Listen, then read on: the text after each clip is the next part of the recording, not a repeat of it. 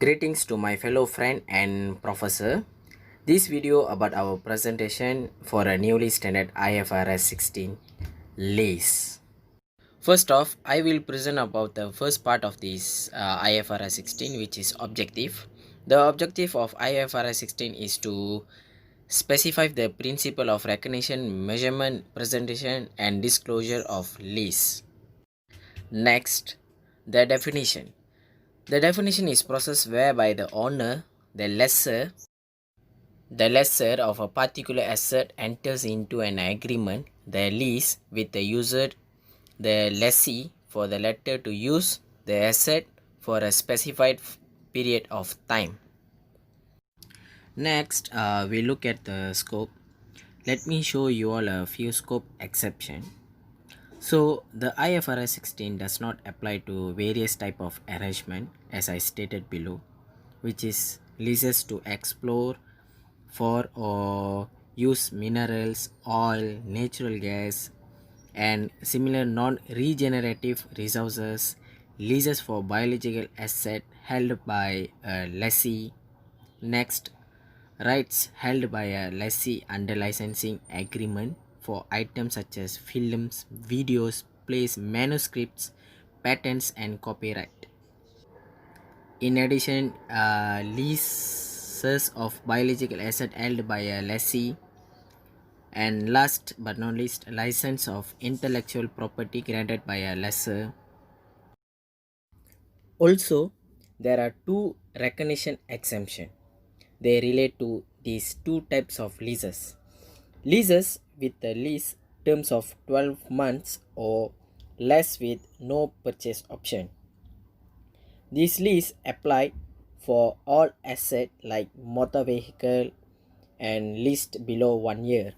Also, you cannot apply IFRS 16 to one vehicle and not applied for another vehicle.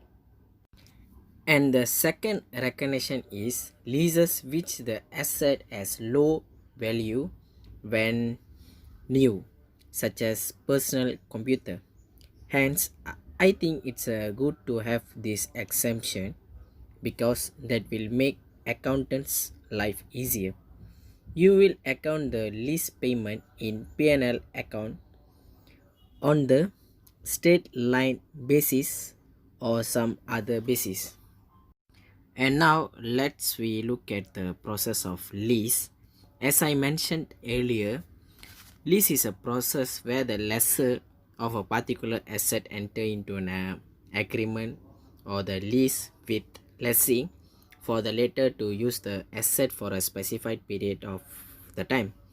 Well, if it is carry the right to control to use of an identified asset for a specified period of time in exchange of consideration. Hi, my name is Tulash, and today I'll be explaining about recognition of lessee. Recognition of lessee has the right to use asset and liability in their balance sheet. Lessee is the one getting the asset to be used on lessor. There are two types of recognition, which is right of use asset and lease liability. So before I explain that, let me tell you what is initial measurement. So initial measurement is meaning the first day of the contract and how much it should be recorded on the balance sheet. So let's look into right of use. Initial measurement, the cost of the right of use should be equal to all four of these, as you can see, which is the amount of measurement of lease, payment made before or made on the commencement date, initial direct cost incurred by the lease. So example of initial direct cost is legal fee, commission, except for marketing costs. And lastly is estimate of cost to be incurred by the lessee is demanding and removing the underlying asset. So now moving on to lease liability. Lease liability is initially inception and must be recognized under liability. It is measured at the present value of the future lease payment where interest will be occurred. The payment includes all 5 of these as well, which is fixed payment, less any lease incentive receivable, variable lease payment, amount expected to be payable under residual value guarantees, exercise based of a purchase option if the lease is reasonably certain to be exercised, payment and penalties to be terminating the lease. Okay, so now I'll be explaining about subsequent measurement for both right of use asset and lease liability. So before that, let's look into the meaning of subsequent measurement, which is end of the year, end of the first year period, second year, third year, and so on. So now let's look into right of use asset. In this, we use cost model, whereby we minus cost with accumulated depreciation, followed by impairment if we need it. And next, we adjust for any remeasurement of lease liability. So moving on to lease liability, whereby we reduce the liability while making the payment, whereby we increase the carrying amount to reflect the lease liability, whereby we also pay interest for it. And next is reduce the carrying amount for lease payment. And lastly, we don't really need modification, but when there is a modification, we should remeasure it and adjust it back. And about this will be further explained on the next slide. Thank you.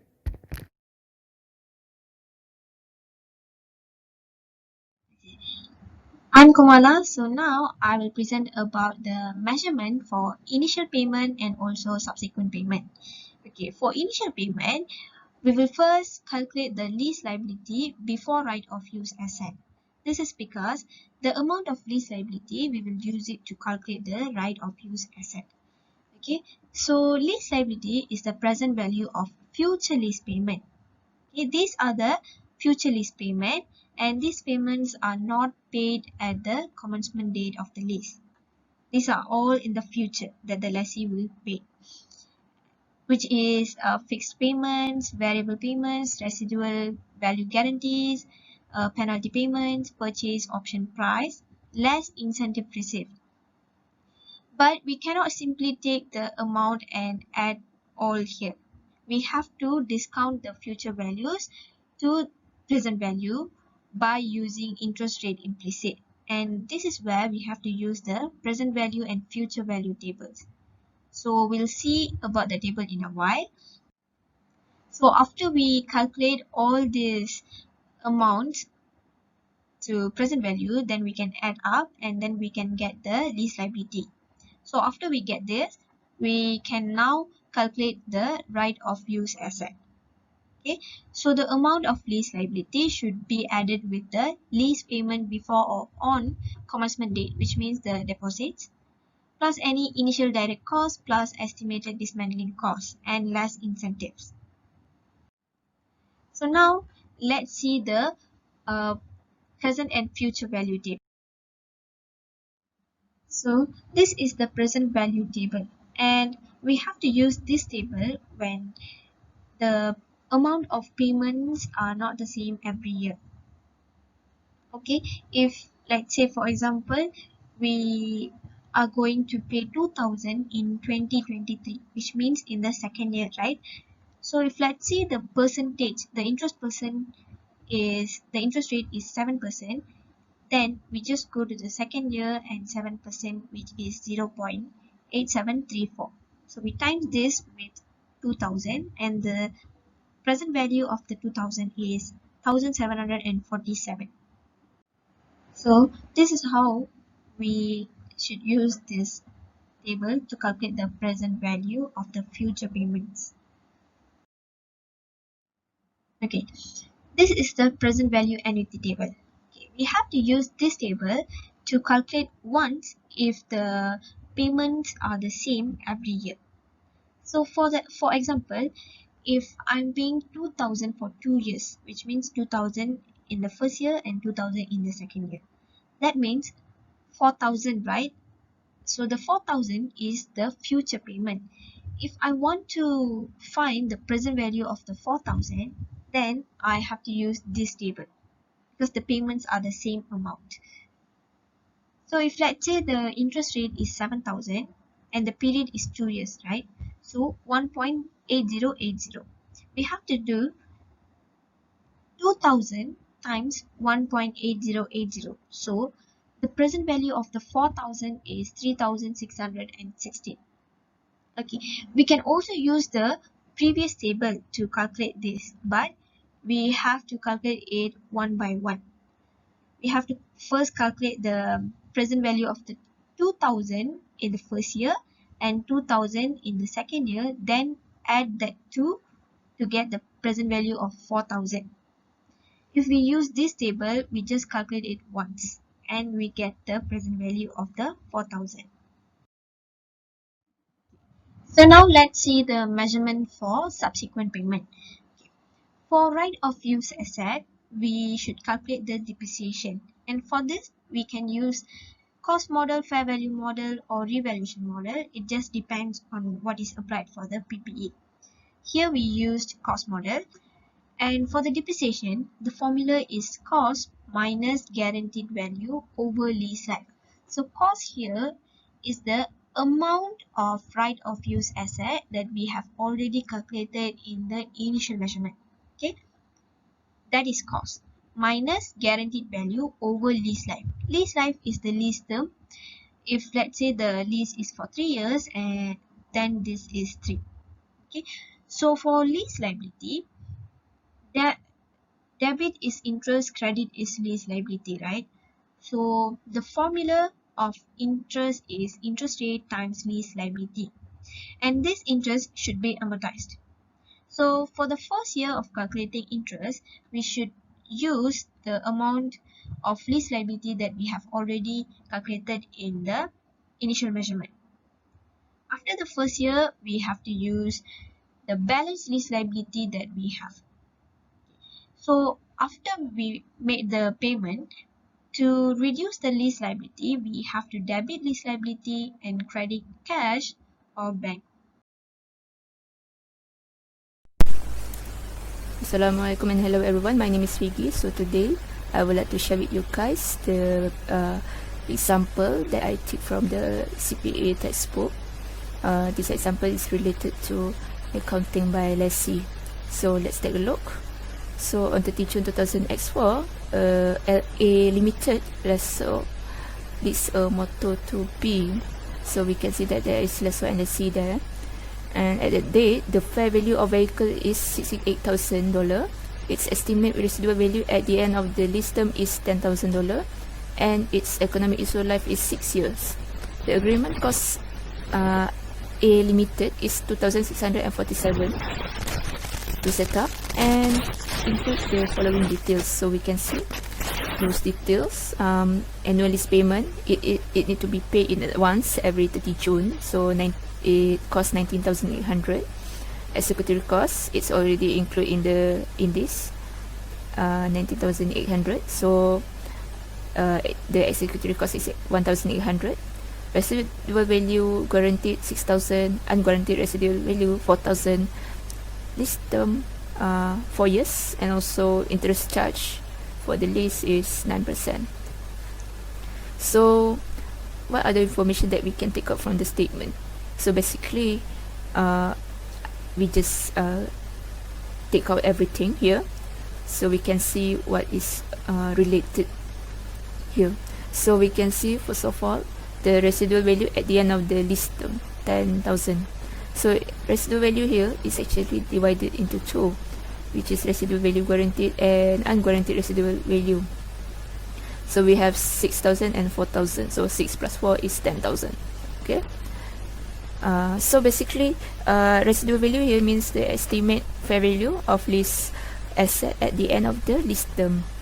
So at the end of the lease term, there will be some estimate value that need to be charged. Okay. So and usually residual value guarantee will be included in the minimum lease payment.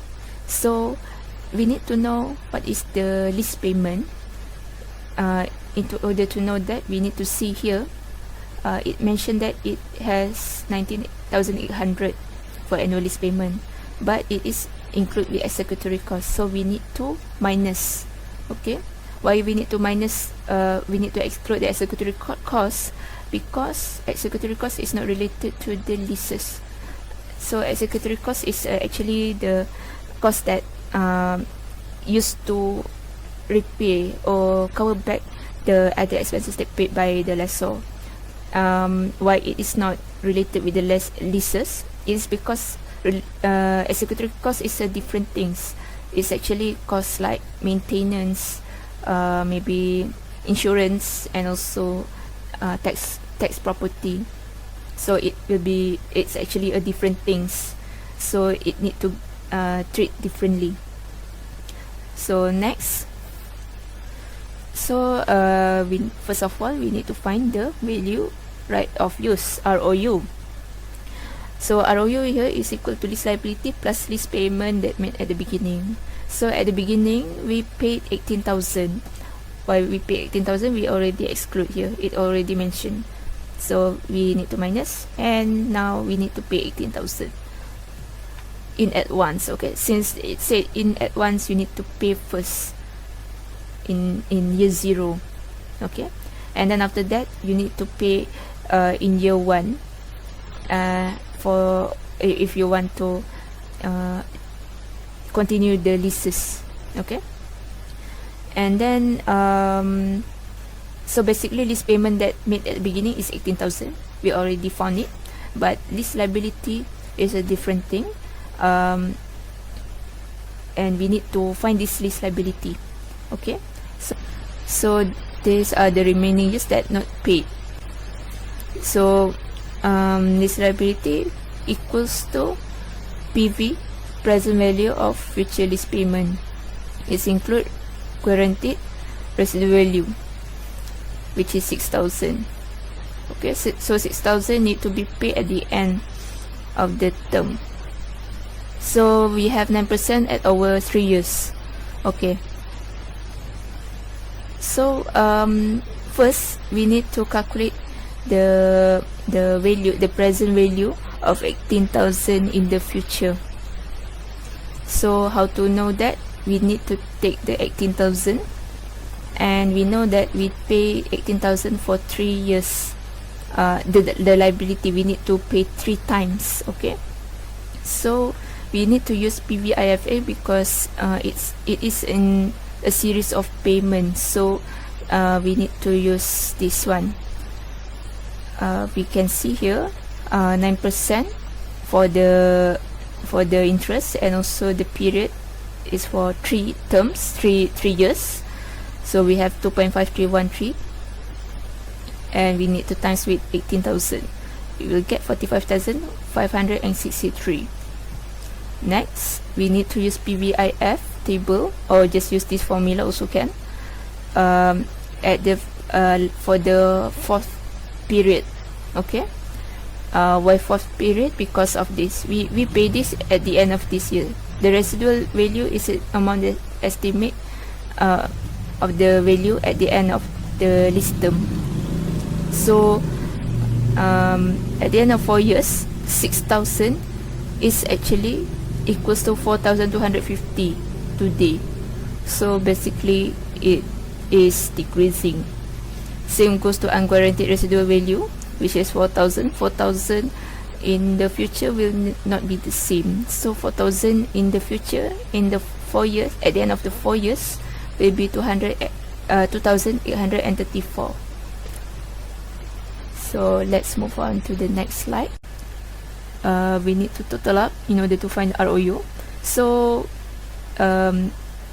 we know the lease liability equals to advance payment for remaining 3 years, the amount that you the lessee not pay yet, and of course the last amount that the lessee need to pay. So just add that for 45,563 and 4,250, you will get this amount. And this is actually the amount, this is actually the amount of 60,000 at the last, actually the last year, something like that. In the future, future value of 60,000, the total of all this. So yes, this is happens in the future. The amount will be lower year by year. Okay, so we need to add with the first payment in advance, which is 18,000, and this is our ROU, 7,813, and we need to add the unguaranteed residual at the end of 4 years, which is 2,834. You will get this amount. And in order to know either you're doing it right or not, you can add fair value with incidental cost 68,000 plus 2,647. You will get the same amounts, which is 70,647. So we need to find the depreciation. Here is the formula: cost minus guarantee scrap over year. So we want to let's say want to list this item for 4 years. So we need to divide by 4, and we take the cost of ROU. So ROU minus with the cost minus with guaranteed scrap, which is 6,000, and then we need to divide by 4. We will get 15,453 per year. So here is the table of the lease payment schedule for B Limited. Okay, so I think I will show all of this. Okay, so this one is actually like this. Okay, in year X4 you already pay 18,000, so you don't need to write anything here, and there will be no interest charge and no liability. So but this is the liability, actually the lease liability that we have count before. Okay, so next year we need to B Limited need to pay 18,000, and this interest expenses is actually 9% of this. You need to times with this amount, 49,813. You will get this amount. Okay, because this when you actually have loan with someone else, you need to pay the interest expenses. So this is actually the same concept. Okay, so we need to minus 18,000 minus with interest expenses. Okay, minus with interest expenses, the liability will reduce, and it will become 13,517. So this amount, which is 49,813, need to minus with the liability reduction, and this is the balance. The same things happens until you get 0. Okay, so move on to the next slide. Okay, let's prepare the journal entry. So first of all, in 2000 X4, we need to debit ROU and credit this liability and credit cash, because the cash has been gone out for the first advance in payment for the lease payment, and we have another 49,813 for as our lease liability. Okay, and after that we have we need to treat the executory cost like this, because it's not included with the leases, it's not related with the leases. So debit prepaid executory cost 1,800 and credit cash 1,800. Okay, so moving on to the next year. So at the beginning of the year,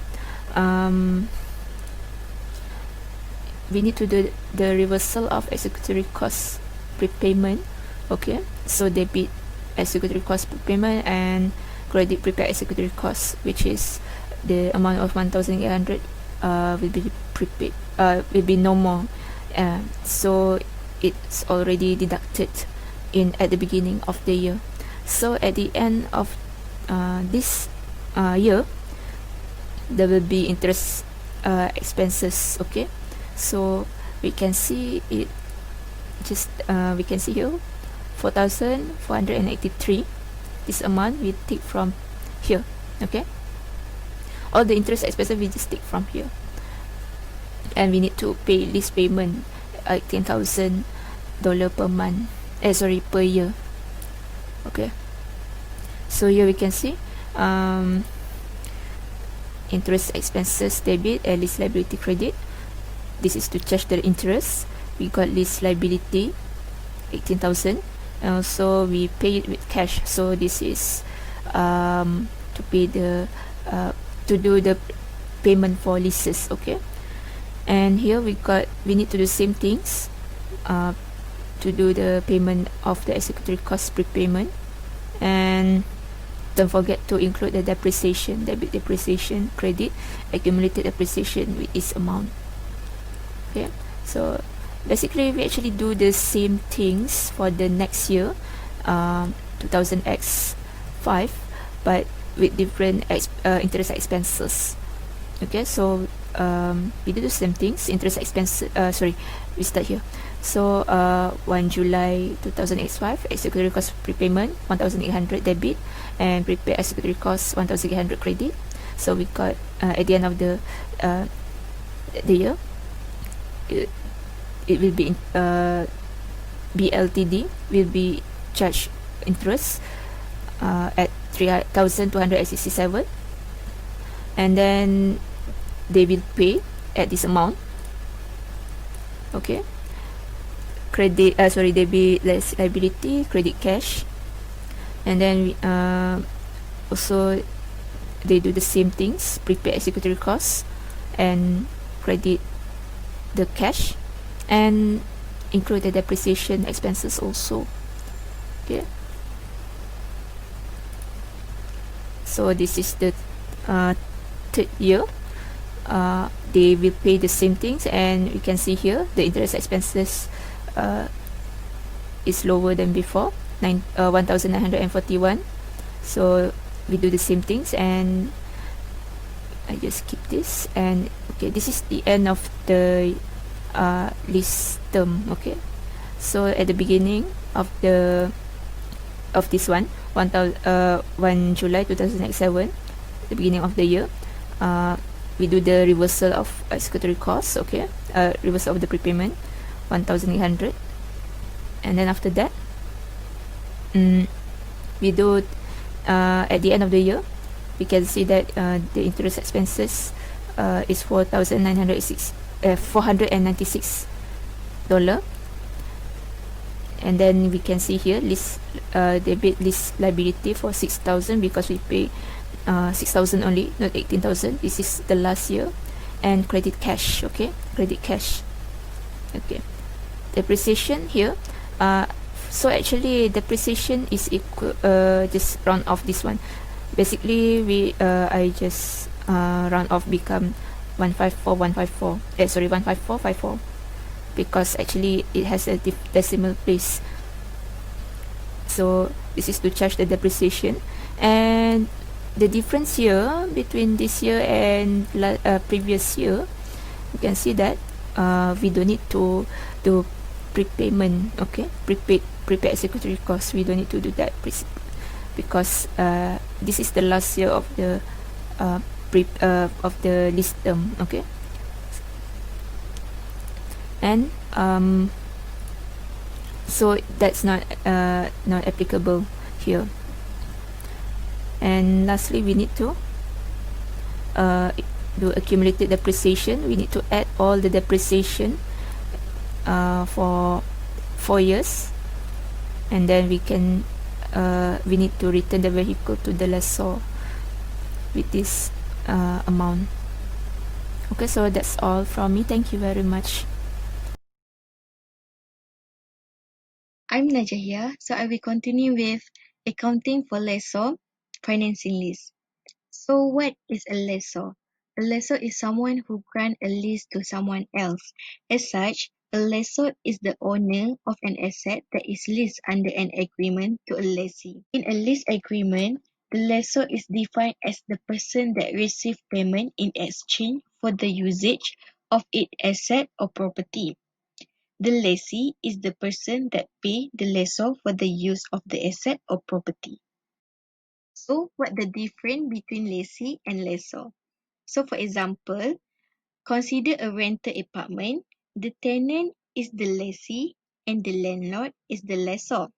The lessee pay rent to the landlord and the lessor receive payment from the tenant.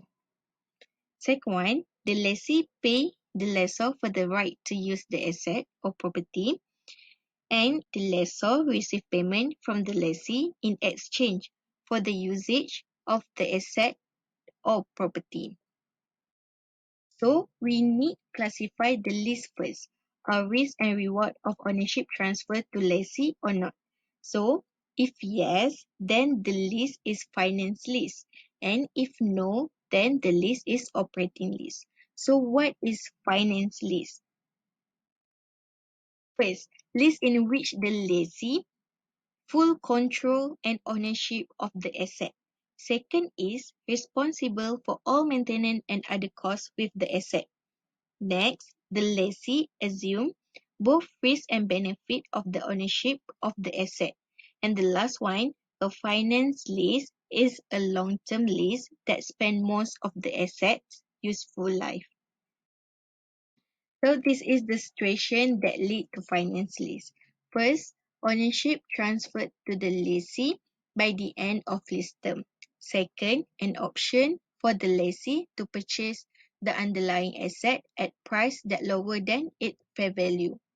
Third, the lease term is majority of economic life, and the present value of minimum lease payment represent all of the asset fair value. And the last one, lease asset is specialized in nature.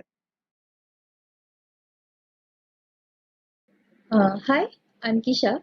I will talk about recognition and measurement of financing lease by lessor. So, in the case of financing lease, the lessor shall recognize the amount due from the lessee as a receivable or debtor, and do not capitalize the leased asset as a property, plant, and equipment. If the lessor had previously recognized the property, plant, and equipment before the lease, then he should de-recognize it. So, since the lessor provide the financing to the leased asset, uh, it should recognize the interest income for that financing. So the lease receivable here is the net investment in the lease, and the net investment in the lease is the total of fixed payments, variable payments, residual value guarantees, exercise price of purchase option, penalties for terminating. All of these items are in fact payments not paid at the commencement date, and they should be discounted and plus with the initial direct cost. We will see what is initial direct cost in the next slide. And the creditor will be the property, plant, and the equipment. The IFRS 117 requires that lessor should recognize assets held under a finance lease in their statement of financial position and present them as a receivable at amount equal to the net investment in the lease. Net investment in the lease is equal to gross investment in the lease minus unearned finance income.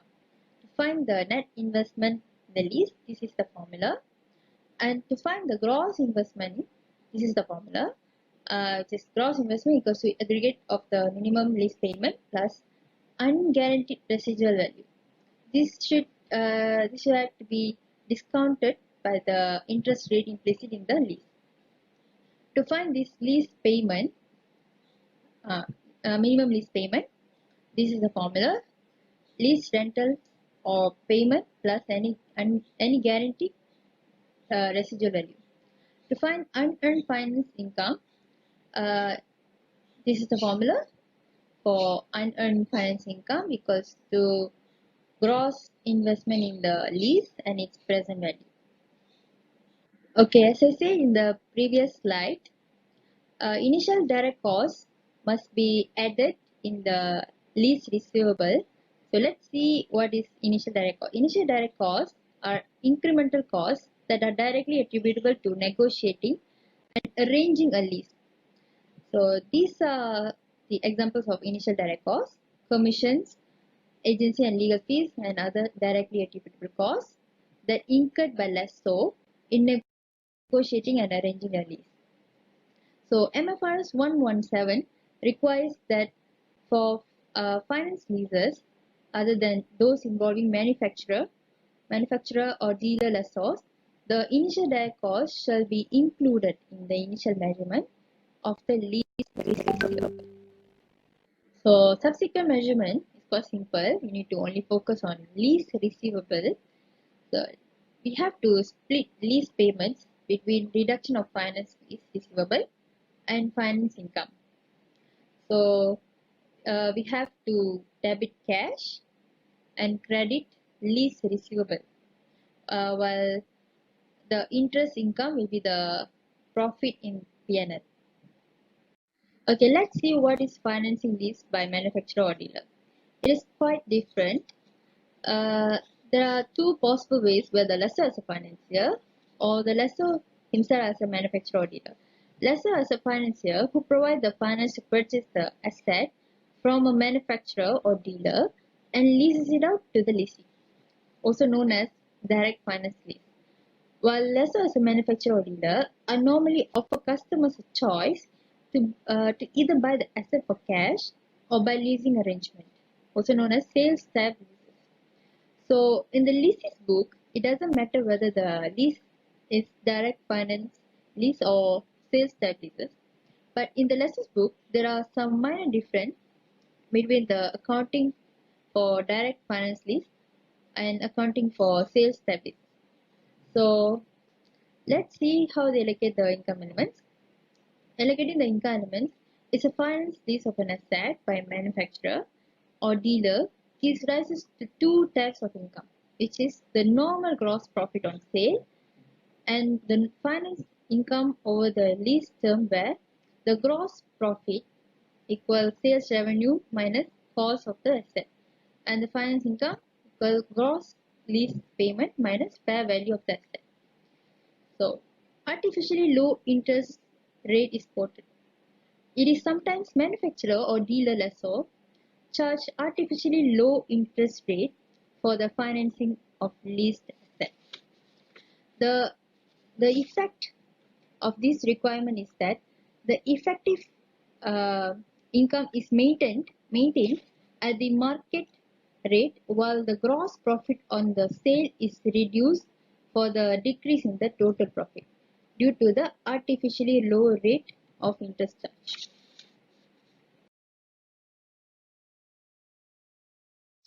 Hello everyone, I'm Deborah and I will be explaining the example of accounting for lessor in financing lease.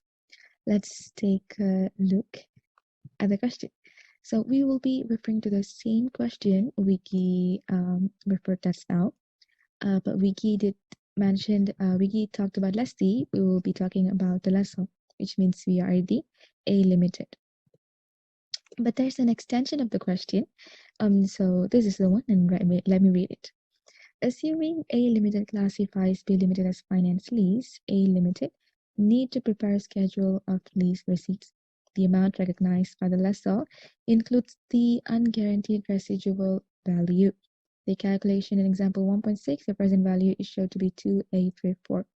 Since they have mentioned that the amount recognized by the lessor includes the unguaranteed residual value, which is the calculation that Wiki showed us now, which it is this unguaranteed residual value. So since we have this, so we will be adding this 2834 to 2834 to get our full amount receivables. Okay, so this is our lease receipts schedule. So there are a few explanations that I've given here. So the explanation I've given here, The first one is this balance. Okay, this one. How do we get this interest revenue? Is that we times this balance in receivables with 9%. Why? Because that is what is given in the question, the 9% for interest rate. In this one, how do we get 52,647? Is we minus our this amount that's now this 70,000 with 18,000, the advance payment. The advance payment that is made on year X FAR. So we minus that with so we minus this and we got this figure. Okay, and for this one, why it is 10,000 and not 18,000 just like others is because of the question also. That's now Vicky's question. This it is said that its estimated residual value at the end of lease term is 10,000. So I'm sorry. So it's 10,000 here and not 18,000.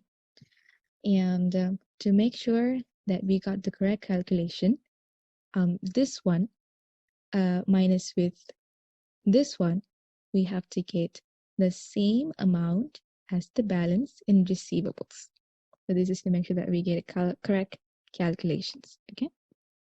And let's move into the question, which is to do the journal entries. Okay, on 30th X4, 30th of June X4, these are the basic things that we have to do in journal entries, because this is like the start. So buying a motor vehicle, buying it in cash. Why it's cash? Because they didn't mention if they use cash or bank in the question. So we just simply we just put cash. Okay, so a motor vehicle and then a cash. So this is the note purchase of motor vehicle, and then for this is we got the money, the lease receivables. So we debit the lease receivables and we credit the motor vehicle with the note lease of motor vehicle. This one on lease receivables, it says payment of initial direct cost. Where does this leads us is in the question itself, where is here in $2,647. This is the amount that is used as initial direct cost. So here, that is why we have this amount. That's why we debit lease receivables and then cash here with the note payment of initial direct cost. And then we have this, the 4th entry here. This 19,800 is from the question as well. It is the lease receivable amount. And then we credit 18,000 as the lease receivable amount, because as I mentioned just now, it's the advance payment. It doesn't include any interest, but it's just the one lump sum advance payment. And then reimbursement in advance. What is this? Is this reimbursement is done to protect the lessor by decreasing the lessor's credit exposure. So this is done with the first lease payment. And to explain or to make you understand more, we have to move to the second or 20x5's explanation here. You can see here we have reimbursement in advance. We debited this. This is actually a reversal accrual payment. This entry is to support this 1,800. It's a reversal accrual payment. And then we have insurance and maintenance expense. It should be done in annual basis. It's from the question as well, 1,800. And this one is the lease receivable payment. So the cash is 19,800, and the lease receivable, this amount and this amount. Where do we get it from? It's from the table that we calculated just now. it's the schedule in lease receipts. So if you can see, there's this reimbursement as well. This is the receipts for second lease payment. Okay, then this is for the third lease payment. It's the exact same thing for the year X6, but the different thing is the lease receivable amount and the interest revenue amount. It's different because the balance in receivable will be different every year. This is for the third lease payment. And then this is for the fourth lease payment. It's the same thing except for the lease receivable and interest revenue. And the final one, we have this. For this, we don't have $18,000, but we have $10,000 because it is the final year. We have to say bye-bye to the vehicle. So it's 10,000 and we don't have any reimbursement. A very good morning to my lecturer and my fellow friends. My name is Nur Alia Amira, and today I'm going to talk about the accounting by lessor for operating lease. Okay, so there are two classifications of leases, which are finance lease and operating lease. The classification of leases as operating leases was carried forward from IAS 17, and therefore I won't go into detail here. So now I'm going to talk in general about operating lease. The accounting for an operating lease assumes that the lessor owns the lease asset, while the lessee has obtained the use of the underlying asset only for a fixed period of time. In addition, operating lease is a lease that does not transfer substantially all the risks and rewards from ownership of an asset. Like risks include the possibilities of loss from idle capacity or technological obsolescence and of variations in return because of changing economic conditions. And then for rewards, it may be presented by the expectation of profitable operation over the asset's economic life and gain from appreciation in value or realization of a residual value. So now, when a lease is classified as operating lease, the underlying asset stays in the statement of financial position of the lessor and is presented according in nature. Okay, so for my part, I will cover about recognition and measurement under the lessor perspective. Okay, the first one is lease payments. Under lease payments, it will be recognized in profit or loss over the term of the lease on a straight line basis, unless another systematic and rational basis more clearly represents the benefit that the lessee is deriving from the underlying asset. Furthermore, profits cannot be recognized at the beginning of an operating lease, since control of the underlying asset has not been transferred to the lessee. Secondly, is variable lease payments. The record in profit or loss in the same reporting period as the events that triggered the payments. And then we have initial direct costs. Okay, under initial direct costs, this will recognize initial direct costs as an expense over the term of the lease, using the same recognition basis that was used for the recognition of lease income.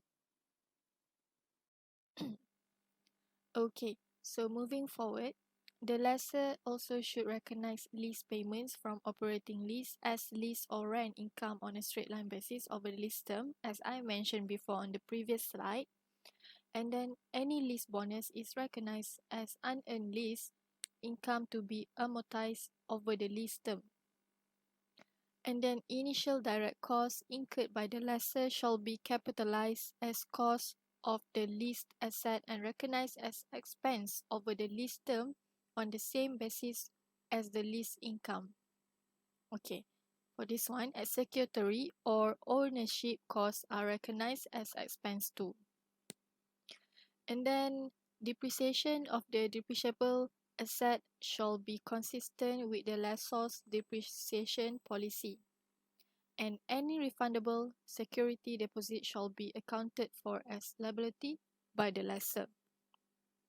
And then if the collectability of the lease payments and payments related to a residual value guarantee are not probable as of the commencement date, the lessor limits the recognition of lease income to the lessor of the payments described in the immediately preceding bullet points or the actual lease payments. These include the variable lease payments that have been received. And then, for example, if this assessment later changes, any difference between the income that should have been recognized and which had been recognized is recognized in the current period. Okay, so I will pass to my team member, which is Zakwan, for the further explanation about the measurement for the perspective of lessor, and further example to my team partner, which is Shafiq. Thank you. Alright, thank you to Alia for her presentation just now. A very good morning to Madam Shokirin and my fellow friends. So, moving on to my part, I will cover the measurement of operating lease by lessor under the subleasing. Actually, there are two types of methods that can be used to measure. The simplest one is by using straight line basis method, which will be covered by Shafiq later. And the other one is the right of use asset, which is more complex when applied by a lessor in a sublease arrangement. So what is sublease? Sublease is a transaction whereby a lessee leases an asset from a lessor, and the lessee then releases the same asset to another third party as a lessee. You guys can see, or you guys can refer to the graphic that I have prepared. Okay, here is the example that I have provided. The scenario is when an intermediate lessor enters into a 5-year lease for 5,000 square meters of office space with the head lessor. So we will be looking into the facts pattern of subleases. At the commencement of the head lease, the intermediate lessor subleases the 5,000 square meter of office space for 2 years to a sublease. So the classification of subleases we call it as a operating lease. The operating lease, the sublease is for 2 years. The right of use asset arising from the head lease has a useful life of 5 years. The intermediate lessor concludes that the sublease is an operating lease because none of the indicators for a finance lease in IFRS 16. The accounting for sublease. When the intermediate lessor enters into the sublease, it retains the lease liability and the right of use asset relating to the head lease in its statement of financial position. But during the term of the sublease, the intermediate lessor can recognize a depreciation charge for the right of use asset and interest on the lease liability. And it also can recognize the lease income from the sublease. Okay, we move on to the next slide. Okay, in this slide, I will explain about what is the definition of right of use asset. So the right of use asset is an asset representing lessee's right to use the lease asset during the lease term. The component of the right of use asset. Basically, the right of use asset is measured at the cost at the commencement date. The amount equal to the lease liability at its initial recognition. The lease payment made at or before the commencement of the lease has less any lease incentive received. The third point is any initial direct cost incurred by the lease and an estimate of cost to be incurred by the lessee in dismantling and removing the underlying asset, restoring the site on which it is located, or restoring the underlying asset to the condition were required by the term and condition of the lease, unless those costs are incurred to produce inventories.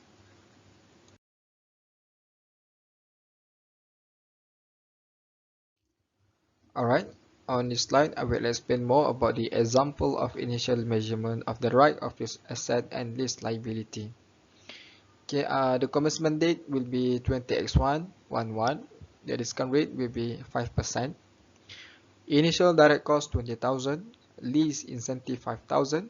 Upfront lease payment for year 20x1 will be 15,000. You guys can refer to the table that I have prepared beside. So the first column is payment, date of payment, discount factor, and discounted amount. For the payment will be the same on each every year, which is 15,000. The discount factor will be different in each year. And how to get discounted amount will be the payment times by discount factor.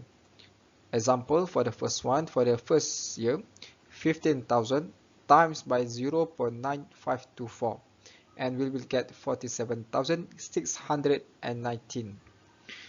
And the calculation will be the same as for the next year.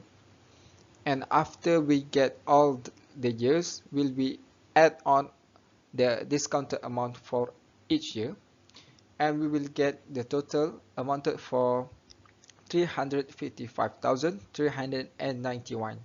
That total will be recognized as initial measurement of the lease liability. On this slide, we will calculate the total right of use asset. Okay, firstly, we take initial measurement of the lease liability, the one that we have calculated before, which is 355,391. And then we take initial direct cost, which is 20,000, lease incentive 5,000, upfront lease payment for year 20x1, which is 15,000. So how to calculate it? The first step is by adding the initial measurement of the lease liability and initial direct cost, and minus lease incentive, and plus upfront lease payment for year 20x1. And then we can get the total right of your asset, which amounted to 420,391. So that's all for my part, and I will pass to Shafiq to explain more about straight line basis method. Thank you. I am Shafiq Faiz, and my part is on the examples of operating leases regarding to the accounting for lessor. So actually, for example one, this is just a simple question to know or to test you whether you can differentiate between the operating lease or finance lease, as the keyword here for this question is about the ownership. So for the example one, on 1 January 2000 X1, an entity entered as lessee into a 5-year non-cancellable lease of farmland with a fair value or cash cost of 100,000 ringgit.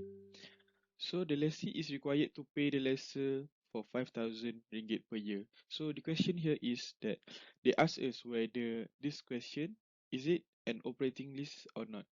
So the answer is yes. Why? Because the lease does not transfer substantially all the risks and rewards incidental to ownership from the lessor to the lessee.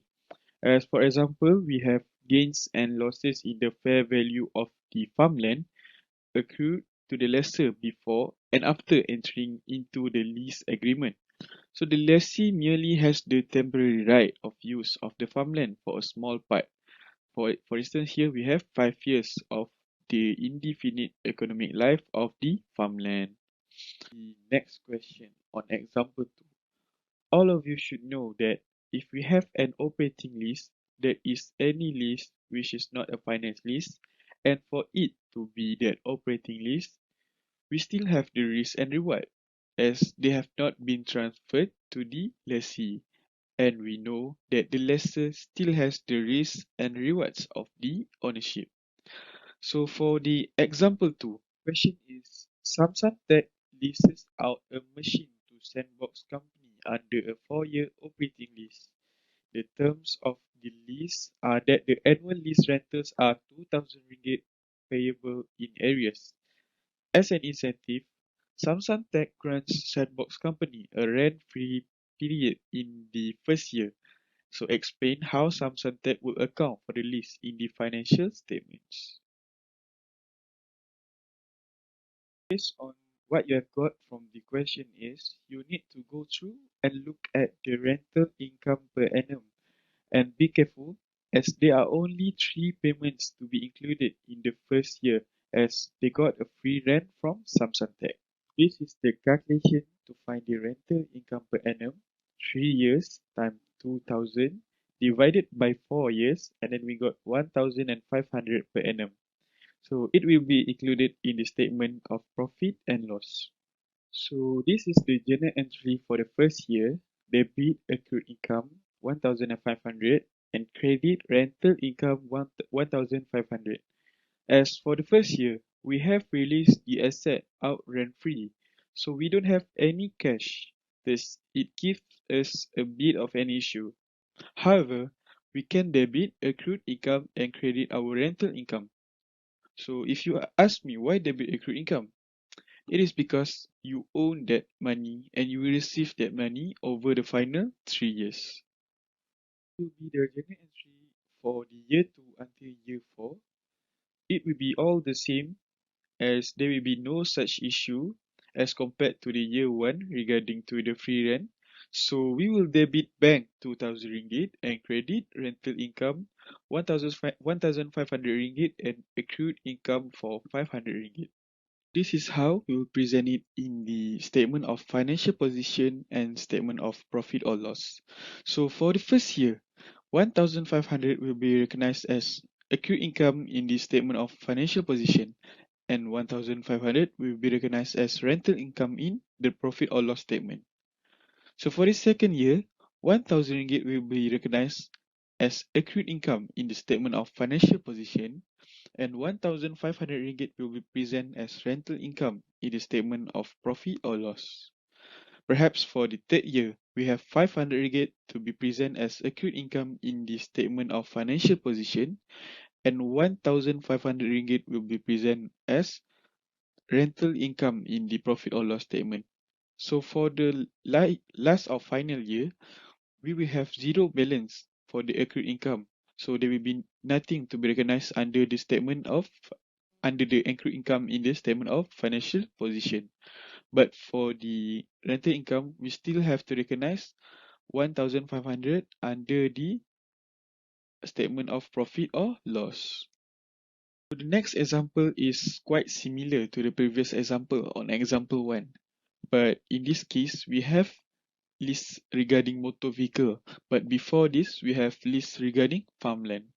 So on 1 January 2000X1, an entity entered as lessee into a 5-day non-cancelable lease of a motor vehicle that has an economic life of 5 years and nil residual value. On 1 January 2000X1, the inception of the lease, the fair value or cash cost of the motor vehicle is 100,000. So the lessor charged the lessee 120 ringgit per day for the use of the motor vehicle. So at the end of the lease term, the lessee returns the motor vehicle to the lessor. So the question is there any is the statement given above referring to an operating lease? Perhaps to answer this question, you don't need to be scared or confused when you look at the figures or numbers.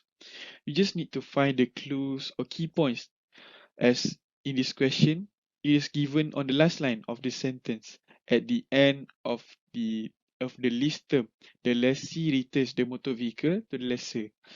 As it is just a 5 days lease, so there will be no change in the ownership except if there is a statement in the question that states there is a change in ownership, then it will certainly be a finance lease.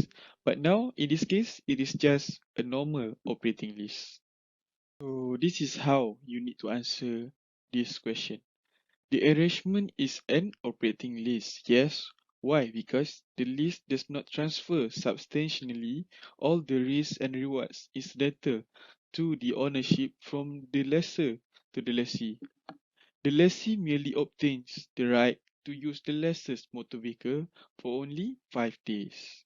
Okay, for the next question, it seems complicated compared to the previous questions, but I will try to simplify it to make it clear. Hence, on 1st January 2000X1, an entity entered as lessor into a 5-year non-cancellable operating lease of a building. It completed constructing earlier that day at a cost of 800,000 ringgit. The building has an economic life of 60 years and nil residual value. The entity accounts for the building as property, plant and equipment using the cost model because the fair value of the property cannot be determined reliably without undue cost or effort on an ongoing basis. No lease amount is payable for the first 4 years of the lease. The single lease payment of 150,000 is due on 1 January 2000X5. So, the question here asks us to give accounting treatment regarding to the statement given based on IFRS 16 operating lease. Hence, they had given some figure on the question, which on the first paragraph, we need to find the depreciation of the building. That's why they give us the cost of the building, which is RM 800,000 and also 60 years of economic life and zero residual value. Then, for the second paragraph, they had give us the details referring to the leases of the building. And we need to be careful as there is no lease amount for payable on the first 4 years of the lease. Hence, they will only receive the total payment on 1 January 2000X5. So, to answer this question, first and foremost, we need to recognize the operating lease as 30,000 ringgit as income in profit and loss statement for each of the lease term. If you ask me, why RM 30,000 ringgit? Because only on the 5th year they will get their lease payment. So 150,000 ringgit will be the total lease payment divided by 5, the total number of years being given in the question. And then you will get 30,000 ringgit for the income per year. So by 1 January 2000X5, the lessor would have accrued 120,000 lease receivable as a current asset. So how do I get 120,000?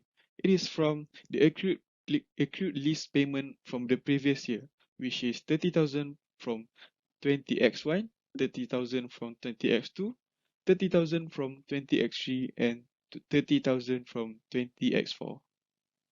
And this is how the journal entry should be recorded. For 1 January 2000X5, debit cash 150,000 ringgit and credit operating lease receivable 120,000 ringgit and also credit lease income received in advance 30,000 ringgit. Then for the next step, we should calculate the depreciation of the property on 1 January 2000X5 as the figures were being given in the first paragraph. So, to recognize the payment received from the lessee on 1 January 2005, the property is depreciated on the straight line method to earn the residual value. So, 800,000 is the cost of the property divided by 60 years, the economic life of the property, and you will get 13,333 per year. Then, the depreciation is recognized as an expense in statement of profit or loss. Hi everyone, good morning. My name is Azika. First of all, I wanted to say sorry because I cannot show my face while I'm presenting. My condition right now is really not letting me to show my face to everyone. So I hope madam don't mind if I presenting like this.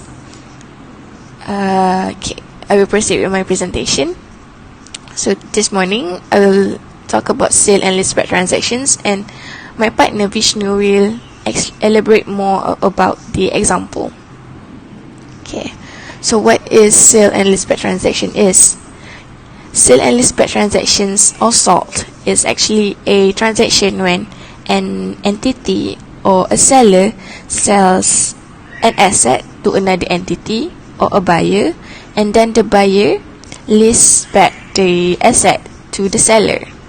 Okay, for example, Mr. A seller, sells a house to Miss B, and then Miss B rent the house back to Mr. A. So from that transactions, Mr. A will receive a liquid funds from Miss B, and then keep it rights to use the asset sold through the leaseback side of the contract.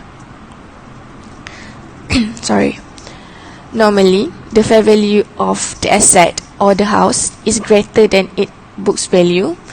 So when entering into sale and leaseback transactions, it can result in an accounting profit being recognized.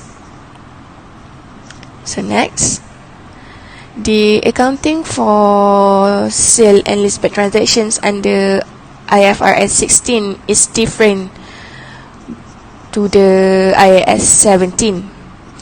The sale and leaseback transactions under IAS 17 is a lease differs the gain on the sales side of the transaction if the resulting leaseback is classified as a finance lease, not an operating lease. But if the resulting of leaseback is classified as an operating lease, the gain could be recognized in full if the proceeds of the sales side of the transactions equal to the fair value of the assets. Okay, next, the determination of accounting treatment under IFRS 16 is the sale must be assessed as whether it classifies as a sale in accordance with the requirements of IFRS 15 or not. Alright, the transfer to the buyer will qualify as a sale if first the seller de-recognize underlying asset and apply a leasing accounting requirements, measuring the right of use asset as the retained portion of the previous carrying value, and the seller recognize gain or loss on the rights of the transfer to the lessor. And second one, the transfer to the buyer will qualify as a sale if the buyer itself apply an applicable IFRS to the asset purchase and the lessor accounting requirement to the lease contract. So next, the transfer to the buyer does not qualify as a sale if the seller continue recognition the asset and the amounts received or recognized under financial liability under IFRS 9. Same goes to the buyer. The transfer to the buyer does not qualify as a sale. Does not qualify as a sale if the asset purchase is not recognized, and also the amount paid are recognized under IFRS 9 financial instruments under financial asset. If the sale side of the transaction does not qualify as sale under IFRS 15, it will be treated similarly as IAS 17, which is it is necessary to consider whether the sale price as stated in the contract is same or equal to the asset's fair value. Under sale and leaseback transactions IFRS 16, the requirements perspective from the lessee and the lessors need to be determined by reference to the fair value of the asset and not stated the contractual sale price.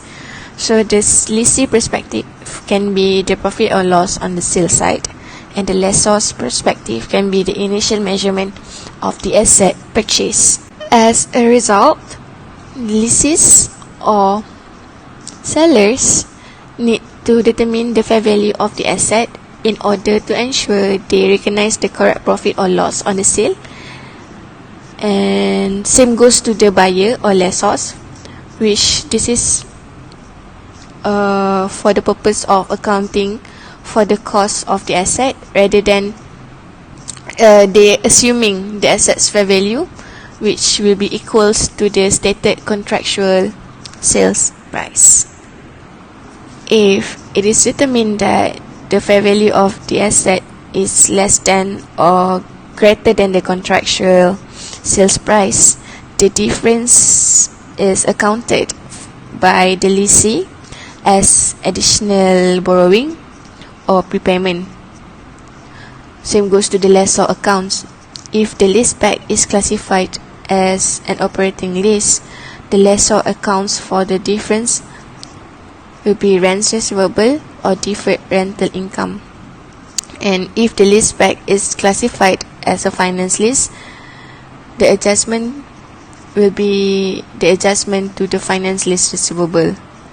In some cases, it may be easier to compare the contractual leaseback rentals to the market rentals rather than the contractual sales price to the fair value of the lease asset, in which case the standard also permits the approach when determining whether both sides of the sale and leaseback transactions are at open market rates.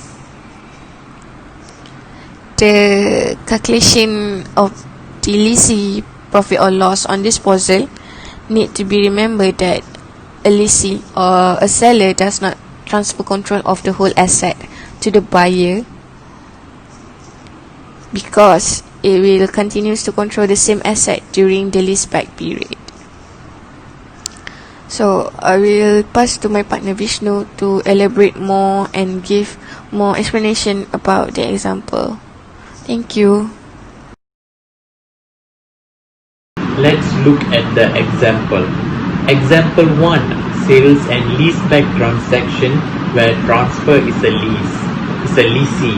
What is lease? What is leaser? And what is lessee? So lease is where you rent your property or your land to another person. The person who rents his property is called a leaser, and the person who rents a property from another person is called a lessee. So here in the example, a sale lease enters into a sale and leaseback transaction whereby it sells a property to a buyer leaser for Cu 2 million. Simultaneously, the seller leases the property back from the buyer leaser for a period of 18 years with annual lease payments at the end of the year of Cu 120,000. The sale meets the criteria of IFRS 15 to be accounted for as a sale. There are no initial direct costs in the transaction, and before the transaction occurs, the property has a carrying value of Cu 1 million. The fair value of the property at the time of sale is Cu 1,800,000. Since the consideration does not equal to fair value, adjustment must be made to determine any gain or loss arising by reference to the asset's fair value. The excess consideration of Cu 200,000. Okay, we got the Cu 200,000 by subtracting Cu 1,800,000 from Cu 2 million. Is therefore accounted for as additional financing provided by the buyer leaser to the seller lease, not consideration on the sales sides of the transaction. The discount rate is 4.5% per annum, determined by reference to the seller lessee incremental borrowing rate, as the rate inherent in the lease is not readily determinable. The present value of the annual lease payments, 18 payments of Cu 120,000, 4.5% discount per annum is Cu 1,459,200,000. This transaction is as follows. See corresponding notes reconciling each component of the theory. Okay, we are going to debit cash, CU 2 million, then debit right of use asset, CU 699,555, and we are going to credit PPE, the property sold, with the value of CU 1 million, and lease liability with value of CU 1,459,200, and lastly gain on rights transferred CU 240,355. All this will be credited, and CU 240,335 is the gain on sale, is the balancing entry in the transaction, but it can be also reconciled as follows: gain equals to proceeds attributable to the portion of the asset for which control is transferred less carrying value of the portion of the asset for which control is transferred, attributable to the portion of the asset being disposed. How do we find them? Firstly, the total proceeds less total amount of financing received.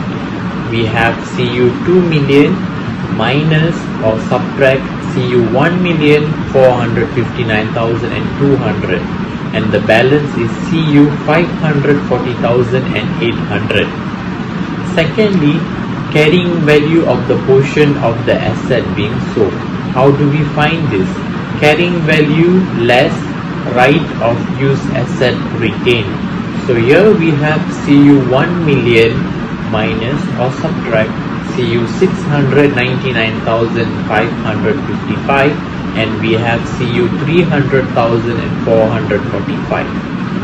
Therefore, the gain on disposable would be CU 540,800 minus CU 300,445, and we'll have CU 240,335.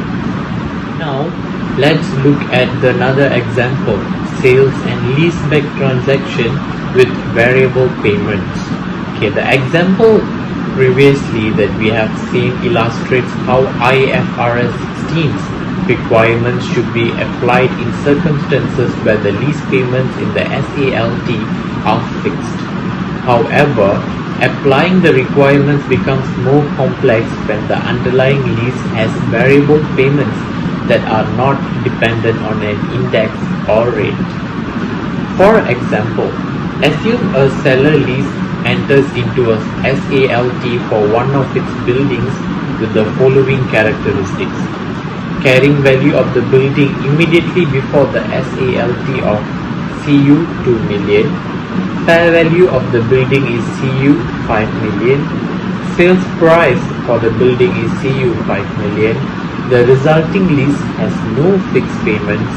Lease payments are based on a percentage of sales revenue that will arise from the business activities that will be conducted in the building. And the remaining useful life of the building is 20 years, and the lease term is also 20 years.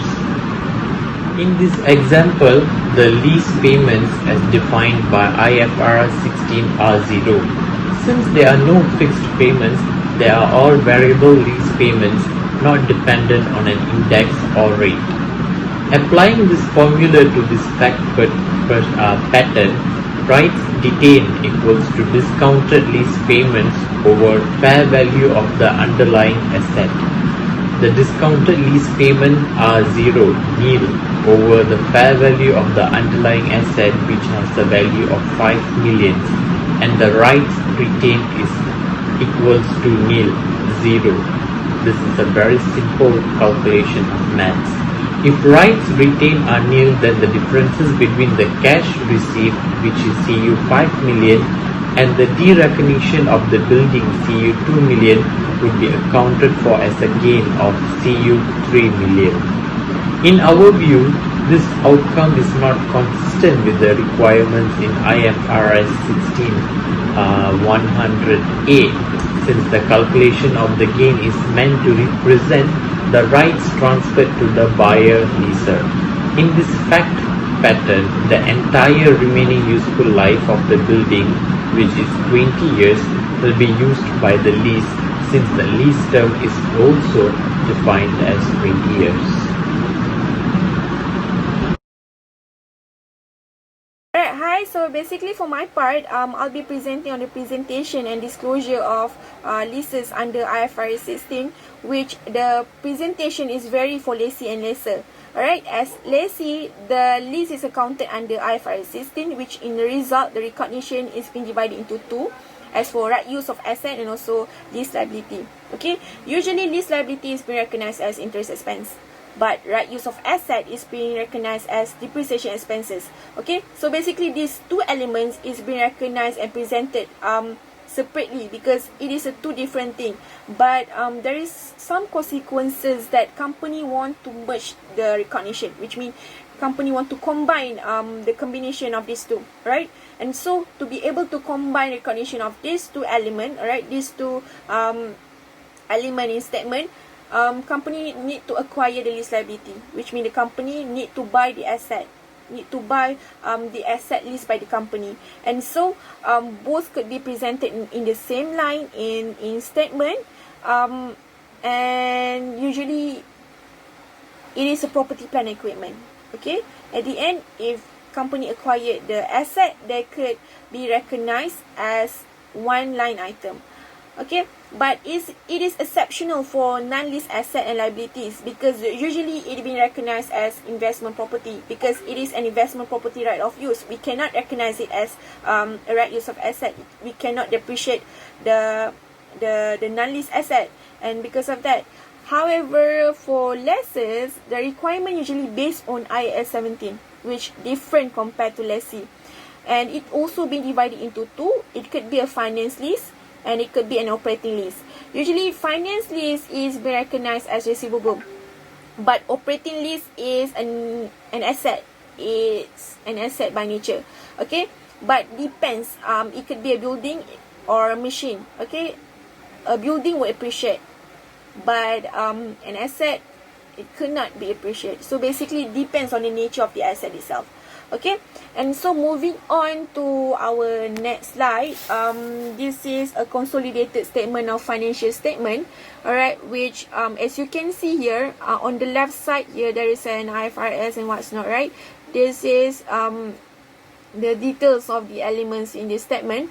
Alright, so as you can see, there is an investment property and finance lease receivable under non-current asset, and finance lease receivable under current asset.